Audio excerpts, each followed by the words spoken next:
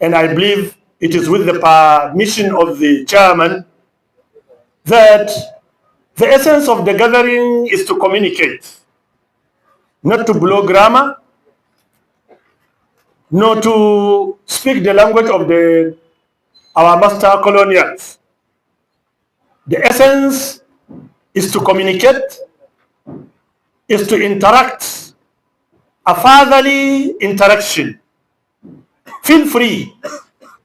These are your fathers, these are your guardians, these are your mentors, whom you have rare opportunity to meet with them, so that we can share the little we have with you, because you are those to whom we are going to hand over the banner without stain. The banner is going to be handed over to you without any stain. Therefore, we must bridge that gap. And this is the essence. We are here in order to bridge the gap. May Allah subhanahu wa ta'ala support us, and make the gathering successful. ‘Ya'yanmu mazanku da mata, manufar haɗuwanmu a nan shine mu tattauna tattaunawar iyaye, yadda baba da ɗansa zai zauna ya yi magana, yadda baba da ‘yarsa za su yi magana, yadda mama da ɗanta za su yi magana, yadda mama da ɗanta za su yi magana. Iyayenku ne suke gabanku, don haka ku sake jikinku. In kuna da damuwa, mu saurare ku. Manufa a nan, ni na zo ne don in ji daga wurinku. So da yawa muna yin magana, amma ba ma samun dama mu saurare ku. So yau ni zan so in ji daga wurinku ne, menene damuwanku a matsayinku na yara musulmi a makarantun da kuke karatu. Iyayenmu a nan, professors ɗin da kuke ganin su a nan, da doktocin nan, dukansu ba kowa bane ya karanta Islamic studies, amma sun yarda cewa dukansu musulmi ne. Saboda haka wannan identity ɗin shine ya haɗa mu. Kowa yana da ID card na musulunci a nan, dukkanmu a nan musulmi ne. Shine first identity mu. Sannan yanzu chairman ɗin nan, shi professor ne a agric engineering, amma yana anchoring, yana kuma chairman na education committee na masallaci. Kasancewansa professor ne a agric engineering, ya hana shi ya fito ya ce shi musulmi ne? Bai hana shi ba. Doktocinmu da suke nan, kowanne ne yana da inda ya yi fice, ya hana shi ya fito ya ce shi musulmi ne? A'a. Likitoci da suke nan da nurses, don yana likita ko yana nurse ko tana likita, zai hana shi ya fito ya ce shi musulmi ne?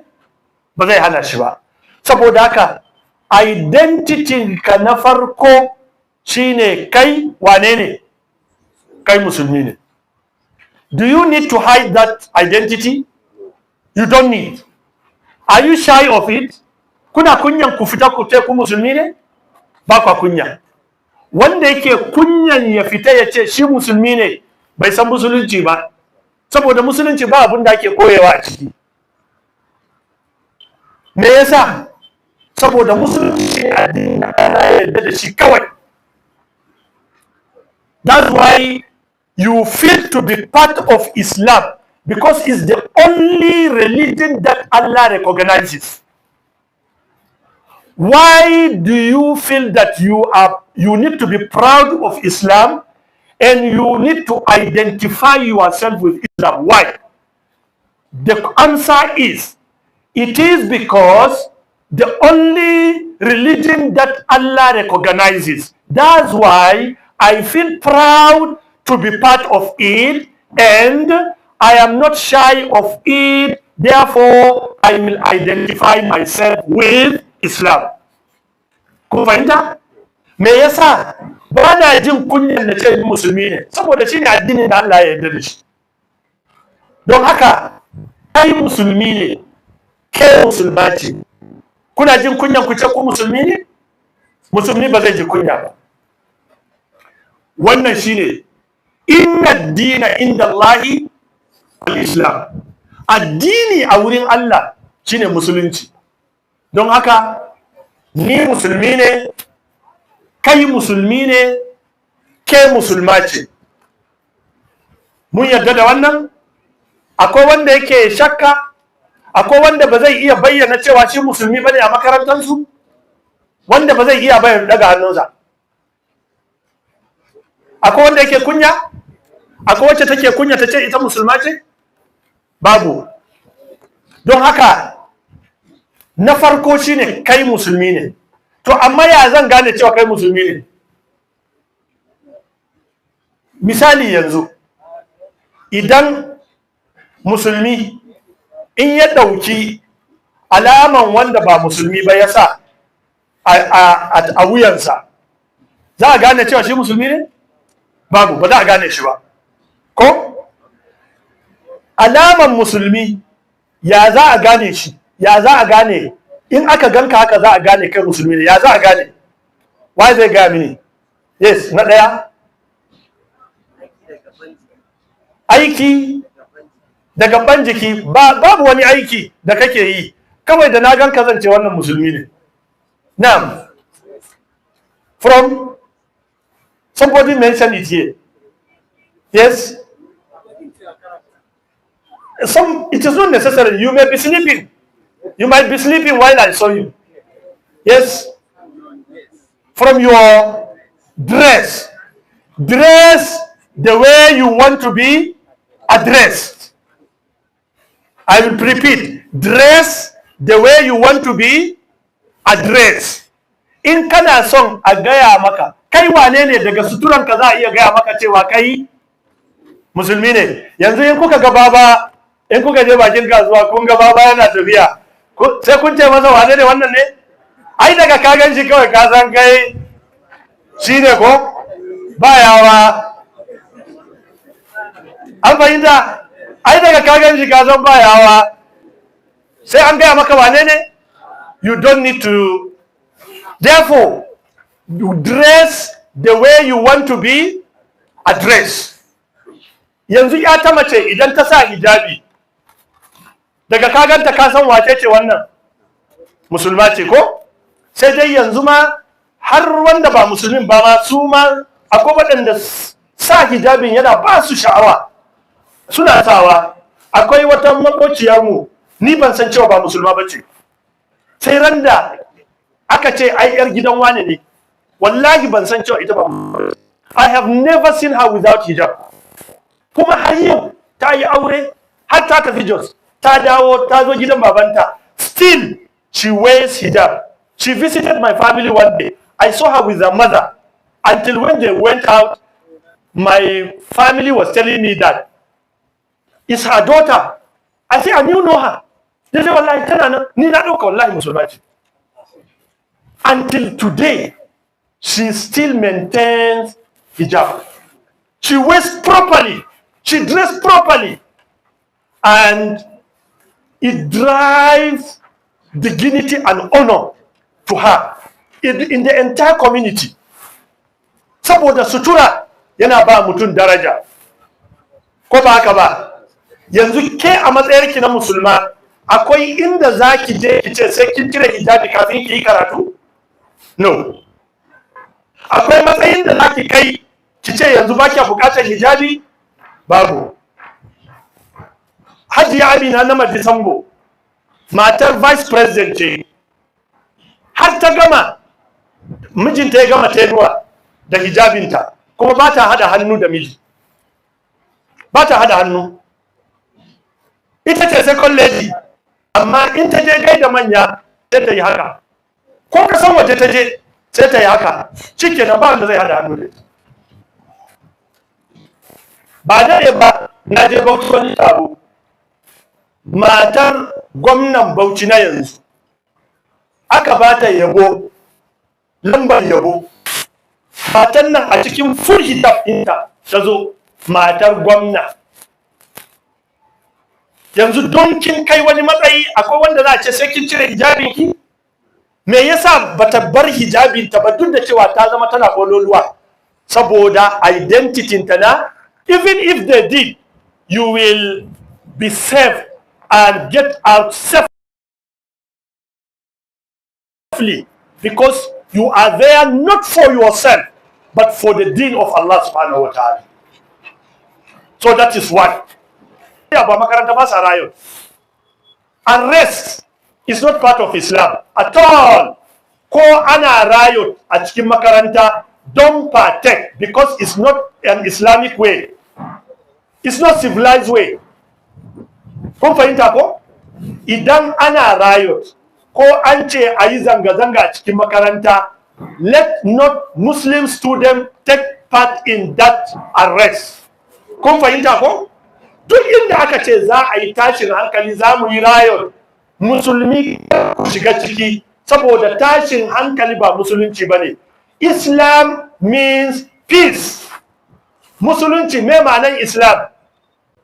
Me ma'anan Islam? Zaman lafiya. Menene ma'anan Islam? Zaman lafiya. Aminci shine Islam. Musulmi yana tashin hankali? Musulmi ba zai tashin hankali ba. Musulmin da ya san me yake yi, za a je a yi zanga-zanga da shi? Za a yi riot da shi? Ba za a yi riot da shi ba. Bare ma ya ta mace, me ya shigar da ke cikin riot da zanga-zanga?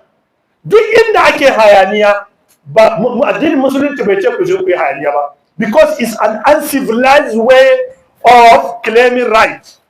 It's uncivilized. Ko da bature yayi, mu addinin mu ya ce mana ba hanyar da ta dace ba ne. Therefore, abinda addinin mu ya ce mu yi shine za mu yi. Wancan yana bacci. Kana bacci ka tashi ka tsaya. Kai hakuri, me sunanka? Amma ni kana ga idon ka, me sunanka? Muhammad. Allah ya maka albarka sau uku. Ka zauna. Malam Muhammad ya rufe idonsa amma ba bacci yake yi ba. Yawa, saboda haka kawai karatun ne yana shigansa shine ya rufe ido. To Allah ya maka albarka Malam Muhammad. Abu na uku da yake nuna cewa kai musulmi ne kuma baka buƙatar ka koya musuluncinka shine mace batun hijabinki. Babu wani malami da zai ce miki sai kin cire hijab kafin ki shiga aji. Ko kuma in kin kai wani mataki ba za a yi kiraki abun nan zuwa ba in kika je law school sai kin cire hijabinki. Ko ba za ki je abun nan in kina practicing a nursing school sai an ce sai kin cire hijabinki. Babu wannan a cikin tsarin abun nan kasar nan. Me ne sunan wancan lawyer wacce aka je kotu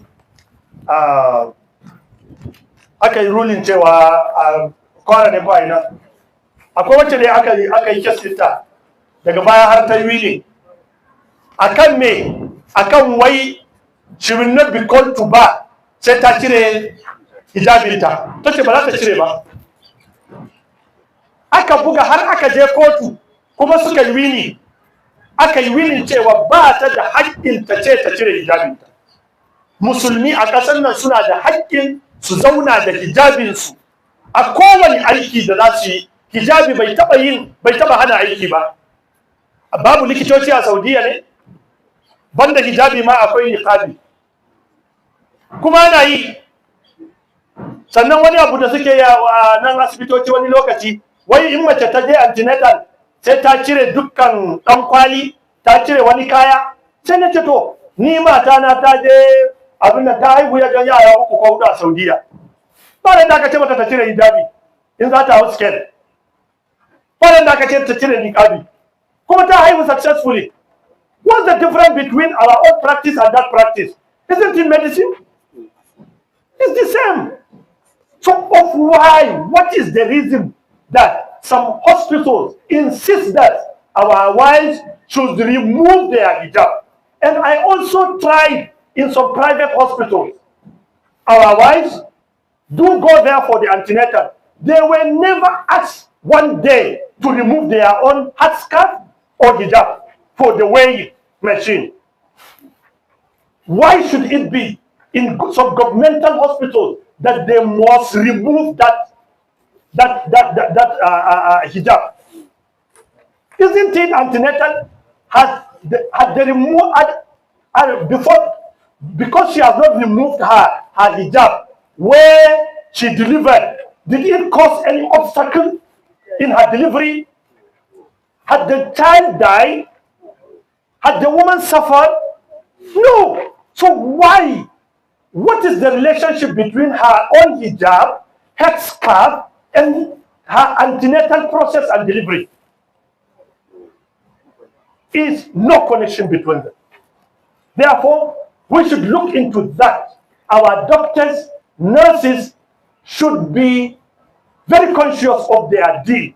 Where there is no any medical complication or that will result to some complication or giving the result, I don't think that should be a policy or should be made paramount. Our deen has protected us from any nudity and exposing of our privacy. Those who feel it comfortable with their own way of life should do that. Nobody will compel them or say that they must be dressed the way we are. But my surprise is a Muslim nursing woman forcing another Muslim woman to undress for that purpose is my cause of worry. But for those who don't have that ethics in their own teachings, if they do that or ask you to do, I see no blame because they don't know it and there is no way to teach them at that very moment. As such, ku ƴaƴanmu nan gaba in Allah ya mai da ku nurses kuma ina kira zuwa gare ku yi kokari ku tafi medical schools. Ambition ɗinki ya zama ki tafi wurin karatu, ki je ki zama nurse, ki je ki zama likita saboda waɗannan gine-gine suna bukatar ku. We are in their need of you. Don't be reluctant. Aure baya hada karatu. Kar in mijin aure ya zo yace zai aure ki ce sai na gama makaranta ki yi aure ki karatu. Kun fahimta ko? Early marriage doesn't stop you from learning. Repeat. Early marriage doesn't stop woman from learning. If you get a suitable husband, marry and further your education. A responsible husband will not stop his wife from education. I hope you get this. Please, parents, don't stop your words, female, from getting married when they are due for because of education. Sultan, in the just last week, we had a meeting at the Agile program being funded by the World Bank. That is Adolescent Girl Initiative for Learning and Empowerment. This is a federal government program. Sultan, the mobilization was done under the Sultan Foundation. He said, and he had repeating it, I heard it more than once. Please, when they were writing the communique, they once captured that the early marriage should do this. He said, remove this. In our Islam, early marriage has no problem with education. Bluntly, he said it. Please, sponge this one. Kasoke wannan. Aure da wuri bai hana ilimi a musulunci. Saboda haka we don't have problem with this.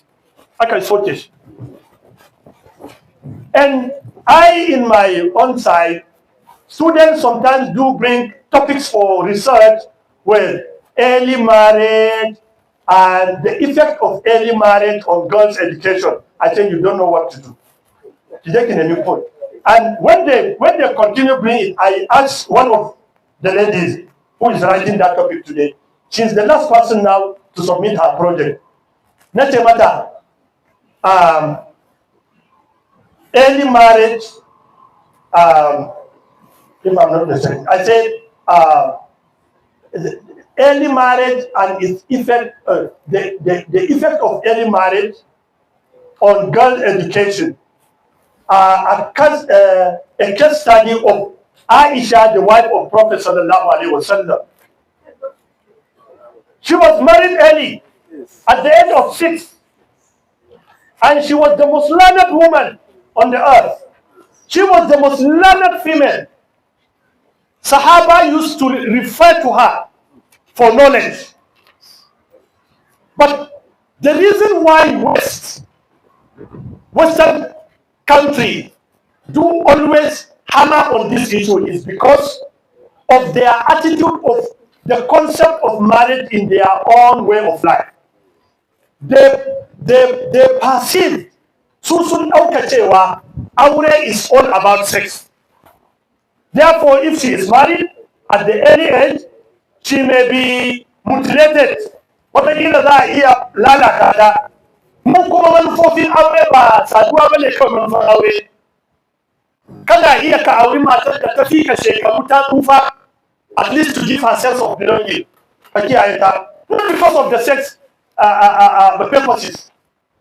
Annabi ya auri Sauda. She was older than him. To an extent that she even feared that Prophet may even divorce her because of her old age. Prophet maintained her.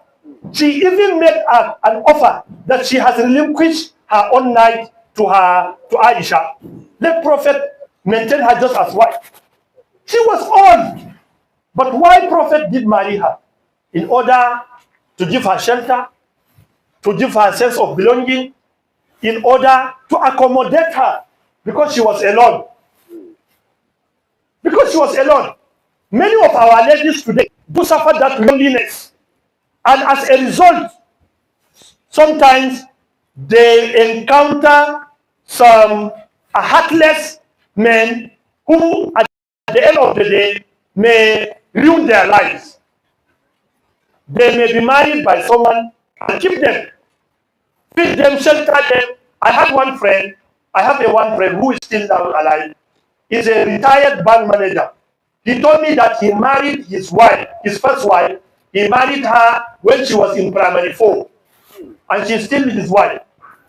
In primary 4, yace bai taba sanin da ya ta mace ba sai da ta balaga gidansu. And now today she's a PhD holder. Har Sudan ta je ta yi karatu. Tana primary 4 ya aure ta. Amma bai taba sanin da ya ta mace ba sai da ta zama mace. Saboda haka akwai bukatar orientation tsakanin mazajen da ma duka. Matan su san meye aure, matan su san su ma menene ma'anar aure. And as such, we can develop and continue. Unlike when some of us do stop their words from getting married until when the time of marriage elapses. Because it elapses. Lokacin yana wucewa, lokacin auren yana wucewa. Saboda ka in kin samu mutum nagari wanda zai aure ya kula da ke karki ce za ki makaranta ya hana ki aure. Saboda musulunci bai taɓa cin karo da neman ilimi, aure kuma bai taɓa cin karo da neman ilimi ba. Matukar kin aure mutumin da ya san me yake. Wannan yana da muhimmanci kwarai. Abu na gaba, daga cikin abin da zai nuna maka cewa kai ya kamata ka bayyana musuluncinka shine ka rika taimakawa ka rika kira zuwa ga musulunci da aikinka. Ka rika kira zuwa ga musulunci da aiki ta in the sense that in ka ga wani wanda yake bukatar taimako ko ba musulmi bane ka taimake shi. Akwai wani balarabe ya je karatu a France. Yana da makociya tsohuwa wacce take tsohuwa ce. She was above 90 then when I read the story. Matan nan, wannan apartment din sai na kusa da inda matan nan take. She used to have only one son who abandoned her. What happened? Wannan samari musulmi idan tsohuwan nan tana haurawa da kayanta sai ya ɗauka mata ya haura mata ya ajiye mata. Idan kayanta har ya kai wani lokaci zai ɗauki kayanta ya kai mata laundry a wanke mata. Sai wata rana ta tambaye shi, ni kam akwai wanda yake biya ka aiki da kake mini nan ne? Sai ce akwai wanda yake biya ka. And he left her like that. So okay. Haka dai aka ci gaba, wata rana ba ta da lafiya ya ɗauke ta ya kai ta asibiti. Allah ya sa yana da wani abu ya biya mata. Ya ce mata ni kam zauna mana. Ni kam wane ne yake biyan ka aikin da kake mini na duka, because ba su san aiki free ba, everything is for money. So waye yake biya ka? Please tell me. Tace ya sai ta mata Allah. Allah is, who is that Allah? Who is paying you? Who is he? Sai ce bari ya kawo mata wani littafi wanda zai introducing Allah to her. Sai ya kawo mata, sai ya bata littafi. Ta karanta. This is a nice man. It's a nice man. Allah na mutumin kirki ne. Shi ne yake baka duka kyautar no. So, ai wannan shi ne ya halicce mu. Kuma shi ne ya ba mu addini, shi ne ya koya mana addini. Ce kai, it's good to be part of this religion. Matan nan sai ta je ta musulunta. Da ta musulunta ba ta daɗe ba, sai ta samu heart attack, sai ta rasu. Da ta rasu, ɗanta guda ɗaya nan, her only son, heard about her death and rushed, ya gudu ya zo. Kafin abin da uwar tana mutuwari, ya sai da abin nan kayanta. All the estate, gadonta, jibinta, waye ya fara disposing, yana sayarwa, ya samu kuɗi. Da ya gama sayar da kaya, sai ya zo ce to yana son a bashi uwarsa. Suka ce a'a. Muslim community abin suka ce suna son uwar don su yi mata wanka, su yi shrouding ɗinta, su yi mata jana'iza yadda ya dace. Ya ce a'a ina, shi da uwarsa ya wani zai karɓa. Suka ce suna son uwar. Suka yi ta dragging. Suka ce masa to ya sai musu da uwar ba. Ya ce okay, are you serious? Ya ce yes, we are serious. Ka sai mana da maman kari, za mu saye ta. Ya ce to nawa za su saya? Suka ce 5,000 euro. Ya ce ba komai. 5,000 euro and you are serious, you give me. Suka ce eh, suka haɗa masallaci. 5,000 euro suka bashi, ya ba musu gawan mamansa. Suka yi mata sallah, suka yi mata jana'iza, suka je suka binne. Maman nan ta musulunta saboda halin taimako da wannan matashi yake yi. Ku duba hali inda ya kai, ya sai da mamansa ne saboda kuɗi. Ba musulunci. A similar story I one day read with also an imam in the West. One day imam din was riding a bus, commercial bus. Kun san yanayin a can shugaban kasa zai tafi a kasa.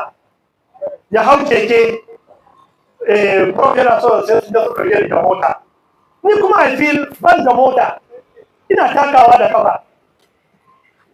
Babu ma in hau keke. Ni da haka nake tafiya. I never see it as something. Ina bukata amma when times come zan saya ba komai. But I don't see it cewa dole cewa alama cewa don ni ina da PhD dole sai na hau mota. Na zauna Saudiya shekara 18. Ina subuta da babu wani abu. So, wani lokacin mutum zai sai mota, fuel foiling din ma zai dame shi. Saboda bai kai wurin ba. Bai kai lokacin ya sai mota ba. Saboda zai sai mota sai ka zo masa matsala. Wata ne tuna sai ya cire tayin zai sai ya cire ne. A to yanzu mutane nawa suka rage motar ba ta modi. Ba su kai su rike mota ba. Amma maintaining nesa saboda abu ne da yake da bukatar maintenance lokaci zuwa lokaci and what of so in ba a ji mutum ya abin nan ba. So prof kai hakuri in ka gama muna tafiya kasa in ka ba mu lifa in ba kada da mu. So ba damuwa. So daga ƙarshe shi wannan imam din ya shiga mota na commercial insha Allah za mu tsaya ko saboda lokaci da kuma masu magana. Imam din ya shiga mota. Suna tafiya ya ba da kuɗi. Sai driver sai ya ba shi canji over. Ya ba driver ya ba passenger canji over. Da wancan imam ya duba ya ga canjin nan yayi yawa. To sai ce to amma hakkin mutum ne kuma ya zan rike kuɗin wani. Sai ce to bari in ya sauka zai mayar masa da abin da ya hau. Sai dan kuma ya ce masa to amma ai ba laifin ka wani ba kuma. In ka karba kuma in ka dauka kuma ba kuskure ba ne. Kai kuskure ne? Ai shi bai da hankali ba ya baka. Da ya sauka sai ya ce wa driver da Allah ga kudin da ka bani yayi over da Allah ka shi. Sai ce oh thank you I'm most grateful. He said, Allah, are you not Imam of that center? He knew him. Are you not Imam of that social center? He said, yes, I am the one. I did that deliberately, let me tell you. Deliberately to test you. I have been discussing within myself that I want to come to your center to embrace Islam. But I say today, since Allah ya hada mu, let me test your faith. Deliberately. And Imam, alhamdulillah, scaled through. Yace wallahi, da na sai da musulunci da kuɗi kaɗan. Da na yi mistake, da na sai da musulunci da kuɗi kaɗan. An kawo janaiza ne. Akwai janaiza? Okay. So I think with this, ina ga duk halin da muke ciki, kar mu bar addininmu. Mu yi ƙoƙari mu nuna addininmu. Addinin ka ba abun kunya ba ne. Addinin musulunci ba abun kunya ba ne. Addinin musulunci is a civilized religion. Just you need to know how to demonstrate it. Allah madaukakin sarki ya dakatar da mu. Idan kuka je NYSC, in kuka je exams, in kuka je abin training, duk ya ta mace je da hijabi, je da sutura da musulunci. Kai namiji ka je da sutura ka je da musulunci. Allah madaukakin sarki ya dakatar da mu. Na kamar an kawo janaiza za a isa da janaiza. Okay, from all indications, there is a janaiza who has been brought to masjid. You get set for the funeral prayers, including you, the ladies. You can perform janaiza prayers. It is permitted for women to take part in it. So that's the idea of the gawa. To yau za ku yi, kada kuke yi wa wani kuma haka za a yi muku wata rana. Allah ya sa ku gama lafiya. Amma akwai bukatar alwala.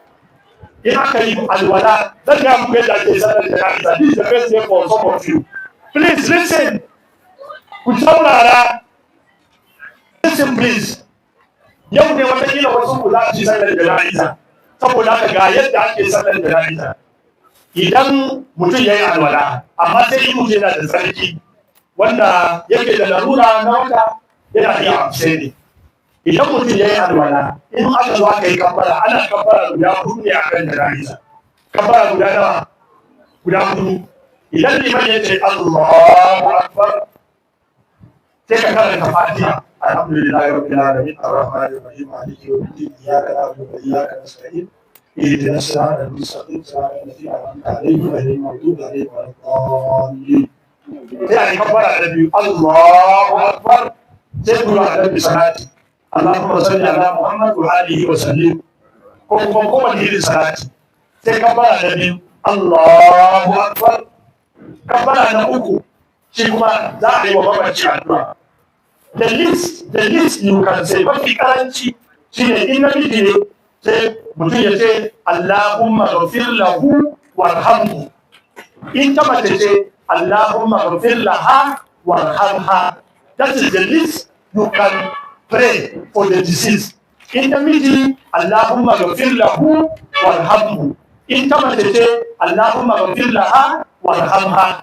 Shi ke da kai ta maimaitawa sai liman ya yi kabbara ta hudu Allahu Akbar. Shi ke da sai liman ya sallame. That's how to pray on a deceased person. There are 4 takbir.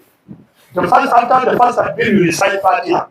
After the second takbir, you recite the Salatul Rasul and Nabi Sallallahu Alaihi Wasallam. Anyone. After the third, you pray for the deceased. The least you can say Allahumma ghafir lahu warhamhu. If it is a woman, Allahumma ghafir laha warhamha. Then after the fourth takbir, then you just say salam. If Imam prays, you can say Rabbana atina fid dunya hasanatan wa fil akhirati hasanatan wa qina adhaban nar, and then recite salam. May Allah have mercy on the deceased. May Allah have mercy on us all of us. May Allah subhanahu wa ta'ala bless us. May Allah subhanahu wa ta'ala bless this gathering. May Allah amply reward for those who organize this wonderful occasion, and may it continue. Please, let it not be occasional. Let it continue. This is just a start. We should not stop. Let it be a series of lectures. May Allah subhanahu wa ta'ala accept from us as an act of ibadah. Assalamu alaikum wa rahmatullahi wa barakatuh. We are now ready for us. After the period. So,